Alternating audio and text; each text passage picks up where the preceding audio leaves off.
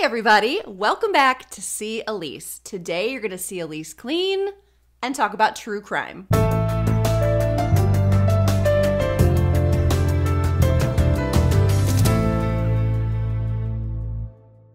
Welcome back to another episode of Cleaning and Crime. My name's Elise, and I love to listen to true crime while I clean my house. So, since true crime and cleaning are my two loves, I've merged the two. So every week I post a new, motivating whole house cleaning video, while at the same time I sit in a little bubble and I tell you about a true crime case that's interesting to me. So, cleaning and crime. If you're watching this on YouTube, you'll be seeing me in a time-lapse video cleaning my house to give you some motivation while you listen to today's true crime case. But for some, the cleaning can be too distracting. So if that's the case for you, or if you'd just rather listen to your true crime rather than watch it, check out the Cleaning and Crime podcast, wherever you get your favorite podcasts. Today's true crime case is about Gypsy Rose Blanchard and the murder of her mother, DeeDee Blanchard. Now, there are two subcategories of true crime that get me really riled up. The first being family annihilators, and the second being Munchausen Syndrome by proxy. And you can't talk about Munchausen Syndrome by proxy without talking about Gypsy Rose and DeeDee. And it's probably one of the more well-known examples of this, but I find it so fascinating, I'm gonna talk about it anyway. So let me tell you about this case while I clean my house. Cool? Cool. Gypsy Rose Blanchard suffered from a laundry list of medical conditions, and her medical problems began as early as 3 months old. It started with sleep apnea as a baby, and as Gypsy grew, so did her list of illnesses. An unspecified chromosomal abnormality, vision impairment, hearing impairment, epilepsy, reflux, asthma, allergies, intellectual disability, leukemia, heart murmur, incontinence, lung disease, and she was confined to a wheelchair due to her paraplegia and her muscular dystrophy, just to name a few. DeeDee, Gypsy's mother, was her sole caregiver, and they were sort of local celebrities. They were well known in the community. They made special appearances and gave motivational speeches. Habitat for Humanity built them a house. They were on Dr. Phil. So these two had achieved some level of fame here because their story was so inspirational, and they were so positive and so sweet and so loving. People were moved by their outlook on life, their relationship, and by all the struggles they were overcoming together. But it was all bullshit. The girl wasn't even sick. So let's back up and tell the whole story because it is a whopper full of lies, fraud, Disney World, BDSM, Miranda Lambert, and even murder. Let's go. So if you're unfamiliar, Munchausen Syndrome is a psychological condition where a person repeatedly seeks medical attention for either a fake or a self-induced illness or physical symptoms. Munchausen Syndrome by proxy is similar, but it's when a person forces someone else to fake an illness or they are poisoning someone else, inducing illness. The motivations are usually attention or monetary gain. So that is what we're dealing with here in this story today, Munchausen Syndrome by proxy. Now, DeeDee Blanchard, Gypsy Rose's mother, she grew up in Louisiana, and her real name was Claudine Pitra. I probably said that wrong, but Claudine. Oh, Claudine. But she went by DeeDee. Relatives would later describe a young DeeDee as someone who really hated it when shit didn't go her way, and she often used stealing as a form of retaliation. When DeeDee was 22, she started dating a man named Rod Blanchard, and he was 15, which is problematic. And when Rod turned 17, 24-year-old DeeDee fell pregnant. And Rod, you know, a Southern man, he felt like the only responsible thing to do here was to marry DeeDee, you know? So they got married real quick, and they decided to name their baby Gypsy Rose because DeeDee liked the name Gypsy, and Rod was a big Guns N' Roses fan. However, just before Gypsy Rose was born, Rod had a moment of clarity, and he was like, what am I doing here? He was not in love with DeeDee, and he just got married for all the wrong reasons. Rod was like, this was a mistake. I'm just not in love with you. I will pay child support. I will help you raise her. I just can't stay married. And DeeDee tried to get him to change his mind and stay, but it didn't work, and he bounced. So DeeDee delivered her daughter Gypsy Rose on June 27th, 1991. And since her and Rod had gotten a divorce, DeeDee moved with the new baby to her father's and her stepmother's house. When Gypsy was 3 months old, DeeDee was convinced that the baby had sleep apnea. So DeeDee began bringing Gypsy to the hospital repeatedly. Tons of overnight stays and sleep studies, all of which said, no, the baby does not have sleep apnea. But I guess DeeDee knew better, and she's like, yeah, she's got sleep apnea. Definitely. Next, DeeDee was telling Rod, oh, the baby has a chromosomal abnormality. What abnormality? I don't know. She made it up. Then as Gypsy's learning to walk, DeeDee's like, oh, now she's got muscular dystrophy. And so Gypsy learned to walk using a walker. Then Gypsy has terrible eyesight, so DeeDee gets her the biggest freaking glasses I've ever seen in my entire life. Then Gypsy had hearing problems. She gets her some hearing aids. Now, when Gypsy was about 7, she went on a motorcycle ride with her grandpa, and they actually had a very minor accident. Like, Gypsy scraped her knee. That was it. But DeeDee insisted on taking her to the hospital immediately to get checked out. And when DeeDee and Gypsy got back from the hospital, Gypsy was in a wheelchair. That was a hell of a knee scrape. And now I don't know. I don't know if she managed to convince a doctor to give her the wheelchair, or if she like bought it, or if she stole it. I don't know. But I guess Gypsy's in a wheelchair now. But just to clarify, Gypsy could walk. She was fine. She did not need the wheelchair. But from that point on, Gypsy was forced to remain in that wheelchair. And she just had to sit there and roll around and pretend like her legs don't work. Wild. How? How can you tell a 7-year-old girl, your daughter, like, hey, honey, you gotta use this wheelchair forever now because your legs don't work? And she's like, but no, mommy, my legs work fine. Nope.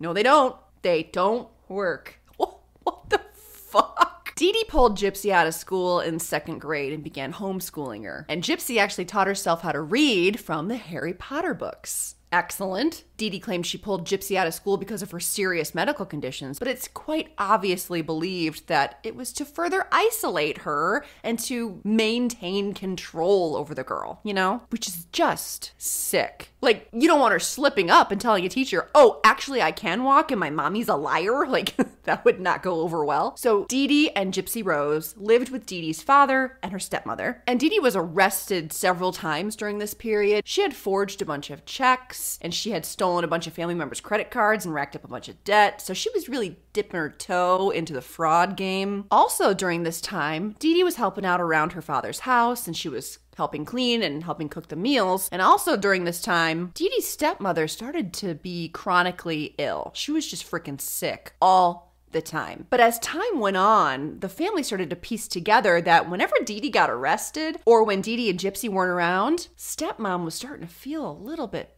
better. Uh-oh. They also thought that all this Gypsy business was super fucking weird. So they ended up confronting DeeDee about it. They're like, look, we're weirded out with how you're treating Gypsy. What's really going on? Also, we're super suspicious of stepmom's sickness. What say you? And DeeDee was like, screw you guys. I'm out. I don't need these accusations. So Gypsy and DeeDee packed up and moved to public housing in Slidell. And when you know it, after DeeDee and Gypsy moved out, stepmom was all better. Turns out, the family says, DeeDee was poisoning her stepmother's food with Roundup weed killer. And if that's true, holy shit. DeeDee and Gypsy, like I said, they're living in public housing in Slidell now. And they're paying their bills with Rod's child support that he was paying, as well as public assistance that DeeDee was granted because of Gypsy's ailments, okay? And they spent their time doctor hopping and seeing as many specialists as they could get into. So now DeeDee's saying that Gypsy has muscular dystrophy, right?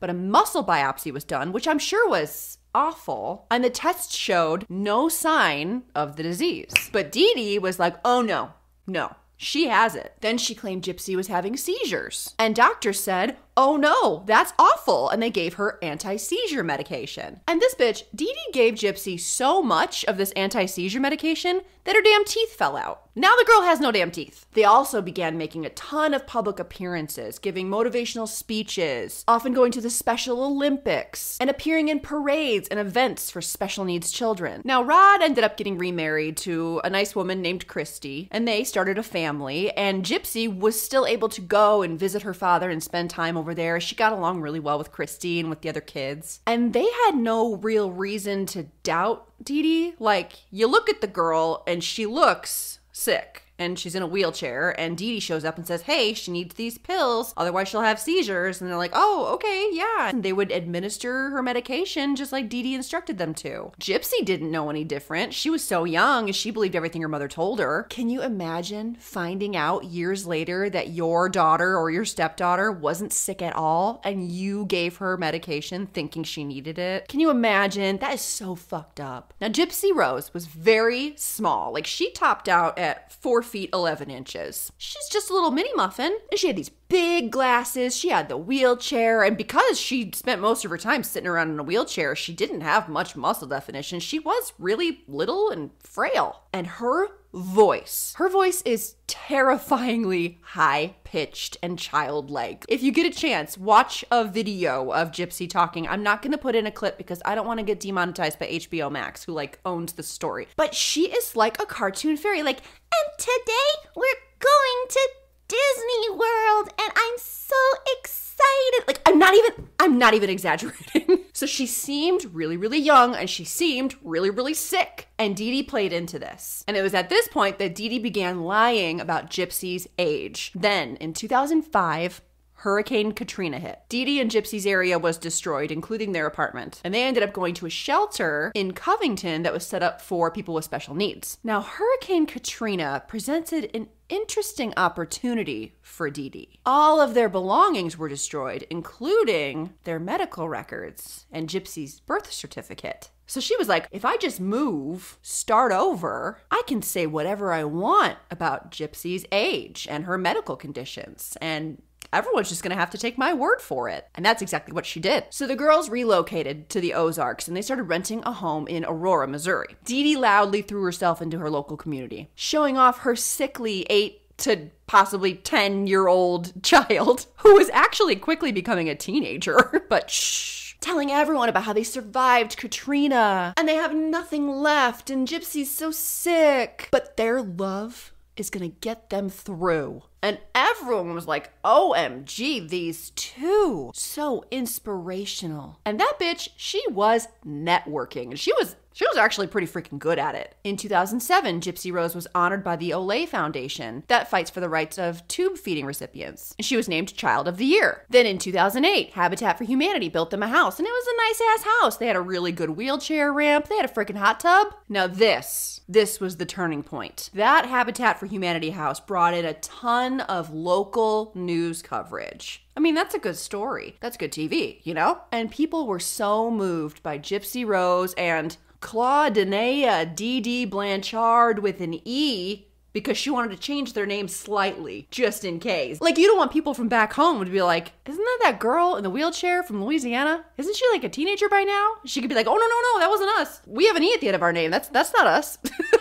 So all this attention they're getting snowballs. And DeeDee and Gypsy began getting a ton of charitable donations. Cha-ching. And DeeDee was able to just make up Gypsy's illnesses and tell everybody whatever she wanted because there was no medical records to check it against. So now Gypsy has leukemia and DeeDee was shaving her head to make her look like a chemotherapy patient. And also everything else that I listed at the beginning of this episode. And she's 8, I guess.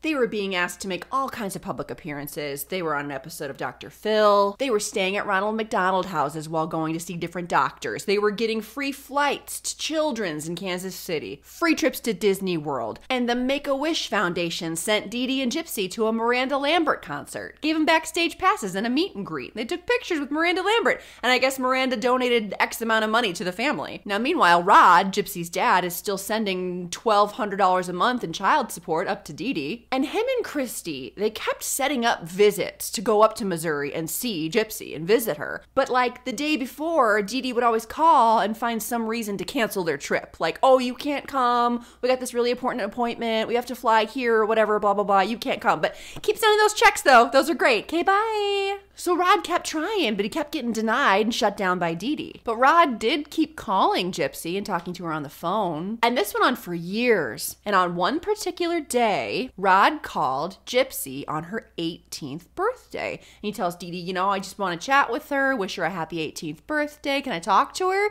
And DeeDee's like, yeah, okay, but just don't tell her she's 18, okay? She thinks she's 14. Don't fuck this up for her. And DeeDee explains this away by being like, she's like got the mental capacity of a 7-year-old. So it's like, it's easier for her if she thinks she's younger. Just, she's 14, okay? And Rod remembers being like, this is weird. But it's like, what's he gonna do, really? I mean, he was probably worried if he called DeeDee out on it, DeeDee's just gonna cut him off completely. He won't be able to talk to his daughter ever again, you know? He was just doing his best. He really just seems like such a nice guy. Like, just in a really shitty situation. And he really did believe that Gypsy was sick, you know? Like, he had no reason to doubt it. Meanwhile, freaking DeeDee was telling everyone she could, all of her friends, all of her neighbors, whoever would listen, that Rod was a piece of shit, that he was an alcoholic, a terrible father, he never called, and he didn't pay child support. Ew. Now, Rod's not the only one that thinks Gypsy is really sick. Gypsy thought she was really sick. Like, she believed everything her mother told her. The only thing that she knew was that her legs worked. She knew she didn't need the wheelchair, but everything else she thought was real. She trusted her mother that, you know, mother knows best. And it's like, if this is going on your entire life and you don't know any different, how would you know any different? And like I said, DeeDee was shaving Gypsy's head to make her look like a chemotherapy patient, but she would tell Gypsy, like, hey, this medication is gonna make your hair fall out anyway, so we might as well get ahead of it. And Gypsy believed her, you know? It was just nonstop manipulation. And she really did have complete control over this girl. She always had her hands on Gypsy at all times. It was usually holding her hand. She was always holding her hand. In every photo, in every interview, in every appearance, she's holding her hand. And if Gypsy said something that DeeDee didn't like, oh, I feel great, I don't even feel sick today, DeeDee would squeeze the shit out of her hand and be like, you're fucking it up. And if Gypsy said something intelligent that made her sound smarter or older than she was supposed to be, squeeze. And if Gypsy said too many things in a row when they were out that DeeDee didn't approve of or that DeeDee didn't like, when they got home, DeeDee would punish Gypsy, usually with a slap with an open hand or even hit her with a clothes hanger. And DeeDee was a good talker with doctors too. Like, she talked her way into a bunch of unnecessary medical procedures. Like, DeeDee used topical anesthetic, like that numbing gel, all over Gypsy's gums and made her start drooling a whole bunch. And then she took her into a doctor and convinced the doctor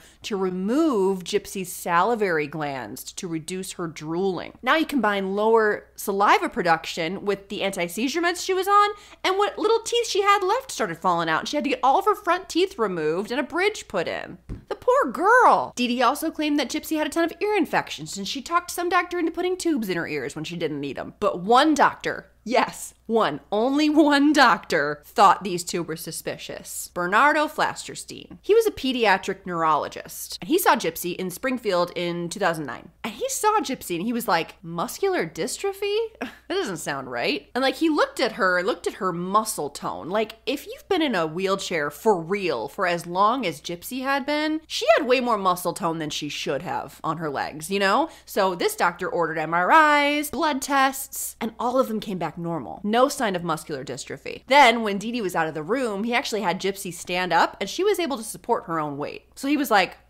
So DeeDee comes back, and he tells her, she's got good muscle tone. I don't see a reason why she shouldn't be walking. I don't see any sign of muscular dystrophy. I need to see some more medical records here, okay? And DeeDee says, we don't have any medical records. We lost it all in Katrina. And he's like, well, with everything I'm seeing today, I don't see any sign of muscular dystrophy. I think she's totally fine. DeeDee did not like this. Took her daughter and stormed out. Now, Dr. Flasterstein, after she left, managed to cold call a bunch of doctors, and he found some of Gypsy's old doctors from New Orleans. And he found out that there was a muscle biopsy done when she was a kid, and it came back negative. So Gypsy was never diagnosed with muscular dystrophy by a physician. So right away, Dr. Flasterstein's like, okay, I'm dealing with Munchausen Syndrome by proxy, for sure. But when he brought up his concerns to the other doctors in his practice, they were all like, you need to handle these two with golden gloves, is what he was told. So they were basically saying, look, they're so famous, they're getting so much money from charitable donations from these big corporations, like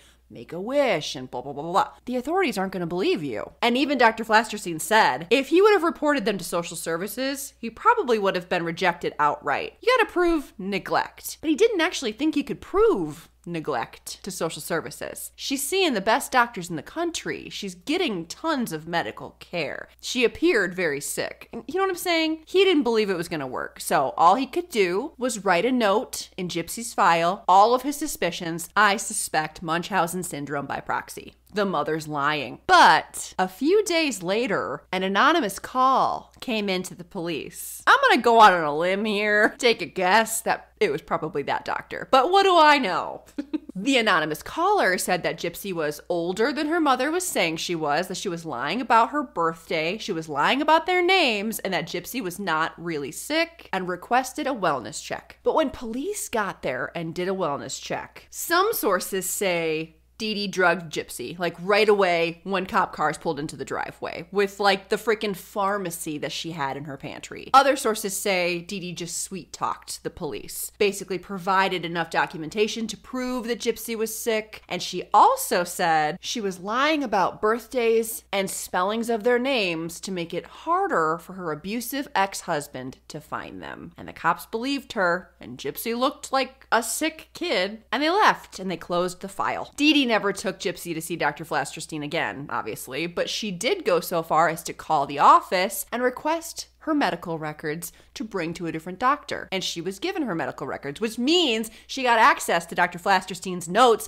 and saw the note in Gypsy's file that said, "The mother's a liar. We suspect Munchausen Syndrome by proxy." So that's where Gypsy's medical records end. She stopped taking her to doctors altogether because they were on to her. And honestly, she had such a huge stockpile of medications in her home. She had a long while before she would need to go back to a doctor for a refill. Fuck. Now, DeeDee could say that Gypsy was younger than she was all she wanted, but time makes a bitch of us all, and you can't fight off teenage hormones forever. And in 2011, it appears that Gypsy made her first attempt at escape. Gypsy managed to sneak away from DeeDee, but DeeDee ended up finding her in a hotel room with a man that she met online. Holy shit. Gypsy believes that DeeDee was able to find her so quickly because that man and DeeDee actually had a mutual friend. So she thinks somebody spread the word that Gypsy was meeting this man who was supposed to rescue her from her mother. But when DeeDee burst into the hotel room, she presented one of her fake birth certificates and said, "She's just a little kid, I'm calling the cops on you." And then she took Gypsy and brought her back home. When they got back home, DeeDee smashed Gypsy's computer with a hammer, and she threatened to do the same to her fingers if she ever tried to escape again. Then Gypsy was forced to sleep with a leash and handcuffed to the bed for 2 weeks as punishment. Then DeeDee told Gypsy that she had filed paperwork with the police department to prove that Gypsy was not mentally competent to make any decisions for herself, leading Gypsy to believe that if she ever escaped again and managed to get to the cops, they wouldn't believe her and they wouldn't help her. They would send her right back to Mommy Dearest to take her punishment. This girl is so trapped. In 2012, Gypsy has no freaking idea how old she is, but she is starting to figure out that maybe her entire life is a lie.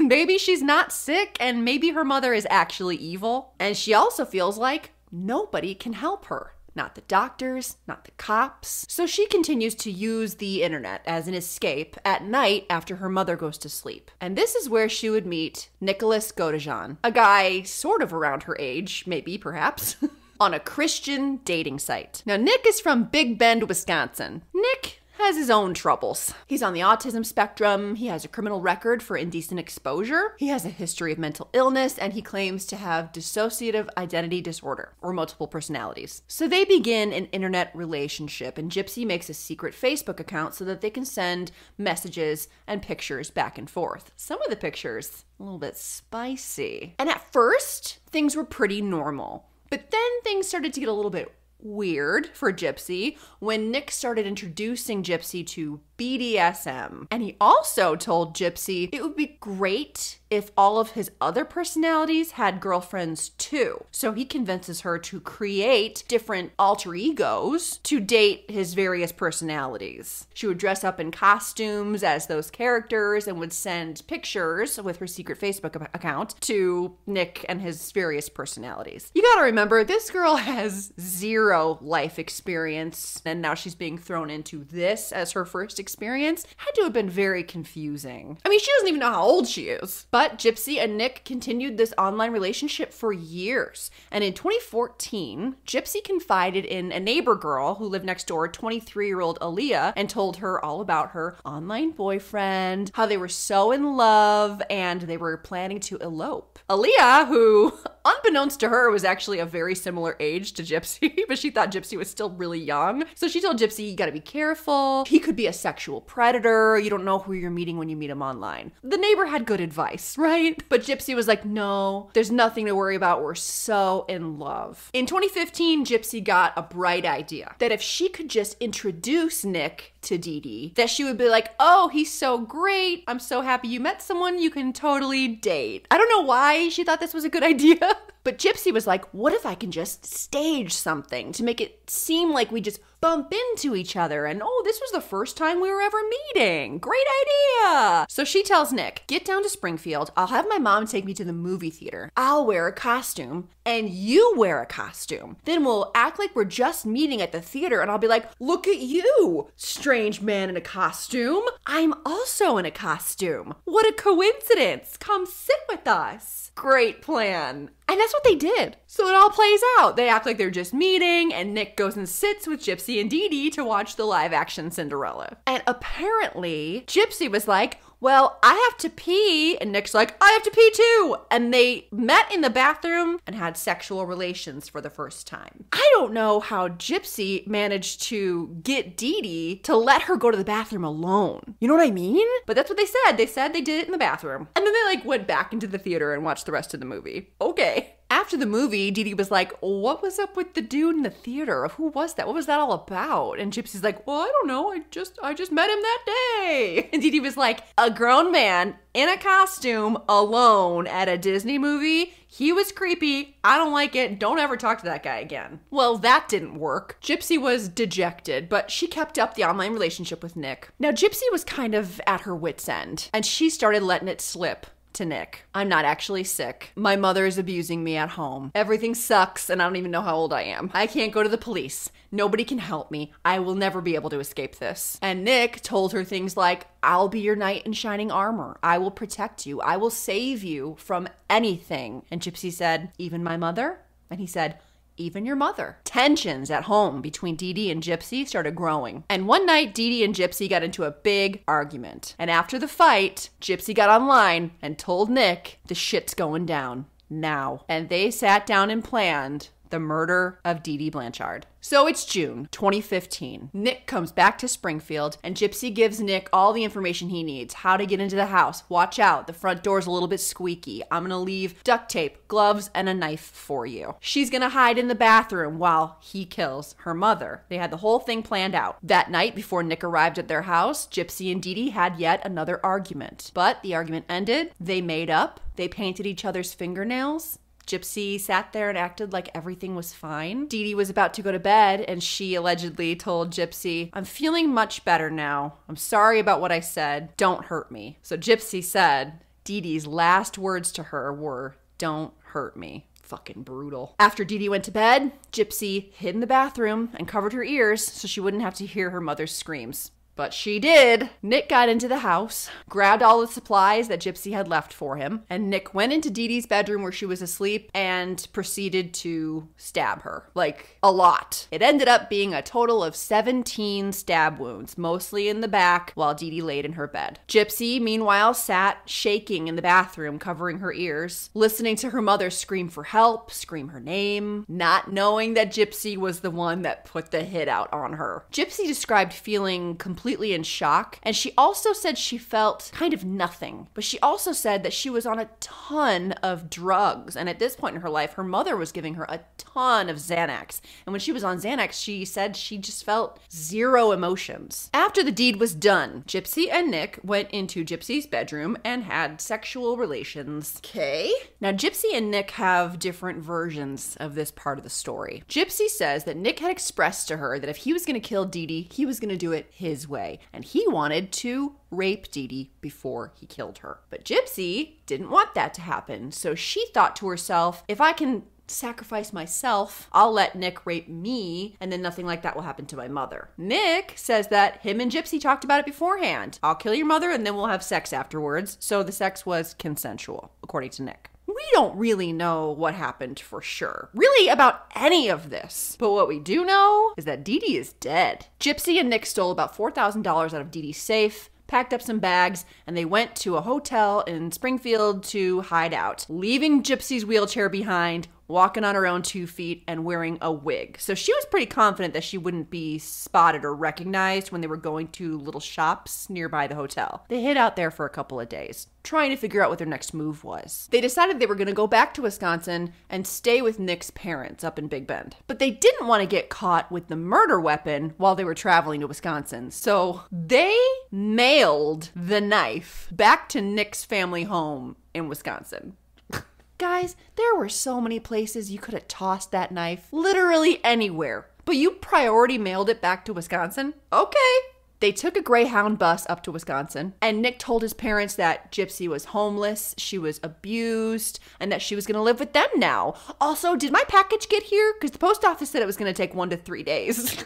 So by now, Gypsy was actually getting worried that they hadn't heard anything. She didn't want her mother's body to just be there. You know, she wanted somebody to find her. So she logged in to DeeDee and Gypsy's shared Facebook page. And she wanted to post something that would alert people to go to the house to find DeeDee.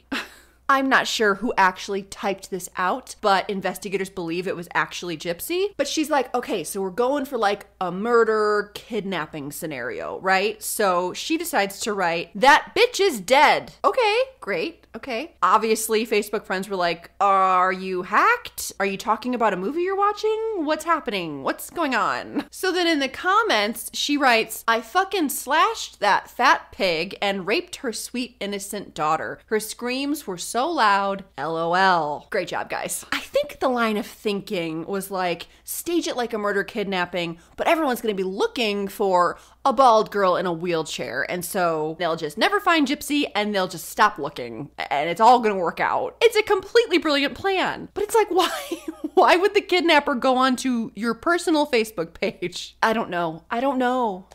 It's not well thought out. It's not. Anyway, immediately people were concerned with those very troubling Facebook posts. Police were called and sent to do a wellness check at DeeDee and Gypsy's house. When they got there, they found DeeDee. And Gypsy was gone and her wheelchair was still there and all of her medications. And they're like, oh my God, she's been kidnapped. She's so sick. If she doesn't get these medications, she's gonna die. So news gets out that DeeDee's dead, Gypsy's missing, and she's in terrible danger. And that neighbor girl, Aaliyah, she saw the cops. She went over, found out what was going on, and she told the police that Gypsy has secret Facebook accounts and she's got a creepy online boyfriend, and you should probably look into that. And it doesn't take long before they crack open the family computer and they find out all about Nicholas Godejohn. And cops in Big Bend, Wisconsin head straight to Nicholas Godejohn's family home, and they find Nick and Gypsy and bring them down to the station for questioning. So they separate the two. And the cops tell Gypsy, listen, your mother is dead. And Gypsy acts all, wait, what? It starts acting really shocked and starts crying, and she's just really not that good at it. They're like, sweetie, you know that your mother is dead. You need to tell us what happened. Did you tell Nick to kill your mom? Was it Nick's idea to kill your mom? What happened? Now, it took some coaxing, but Gypsy stopped the crying show and she spilled the beans. And meanwhile, in the next room, Nicholas also spilled the beans. And he was like, I admit it, I stabbed DeeDee, but I wouldn't have done it if it wasn't for Gypsy. I was trying to save her. So the two are arrested. And by now, the press has gotten wind of this situation. So cameras are outside filming the perp walk. And cameras are flashing everywhere as Gypsy is being led, handcuffed by police on her own 2 feet to arraignment. And that shit is all over the news. And everyone back home that knows Gypsy is like, holy shit, DeeDee is dead? She's not a little kid and she can fucking walk? What the? Can you imagine the shock? I bet Miranda Lambert was like, holy shit, I gave those two money. What the fuck? And Rod, Gypsy's father, he saw the news too. And that perp walk on the news was the first time that Rod saw his daughter walk. Can you freaking imagine all of the realizations come flooding in? Like, my daughter killed my ex-wife. My daughter was never sick. Oh my God, I can't even imagine. In the end, Nicholas Godejohn was found guilty of first-degree murder, and he was sentenced to life in prison without parole and an additional 25 years for armed criminal action. His trial took a long-ass time. Like, the murder happened in June 2015, and his trial ended in 2019. So it took a long ass time. In August of 2022, Nick's new defense team actually went through court proceedings to try and have his conviction overturned, arguing ineffective counsel and new evidence coming to light. It's all very confusing to me, but the judge didn't give a decision in that 2-day court proceeding. But as far as I know, Nick's defense team is currently working on trial prep to try and get his conviction overturned and to get him an entirely new trial. So at the time of my video, there is still a chance that Nick will get an entirely new trial and his sentence could be dramatically reduced. There's a chance of it. We'll just have to wait and see how it all plays out. Gypsy Rose ended up taking a plea deal, and she pled guilty to second-degree murder, and she was sentenced to 10 years in prison with a chance of parole. And Gypsy actually has a parole hearing scheduled for December 2023. So this year. And it's likely that she's going to get out of prison at that time. What's bonkers to me is that Gypsy in prison, the girl has been thriving. 10 years in prison is 1,000,000 times better than her entire life before prison. That's sad. Gypsy got to get her feeding G-tube removed. She wasn't being poisoned anymore. She could get some exercise and build up some muscle tone in prison. She's been writing a book about her experience and is going to be released when she gets out of prison. She was reunited with her father Rod and her stepmom Christy, and they just seem like the sweetest, most supportive, loving people. They visit her in prison, and Christy actually told news outlets that Gypsy has managed to date quite a bit from her prison cell. Gypsy actually was engaged for a while, but she called the engagement off in 2019. And this past June in 2022, Gypsy actually got married. 30-year-old Gypsy married a Louisiana man named Ryan Scott Anderson, and he's 36. And now it looks like she's gonna get out this year at the age of 32, and she's gonna get to live a normal life with her new husband.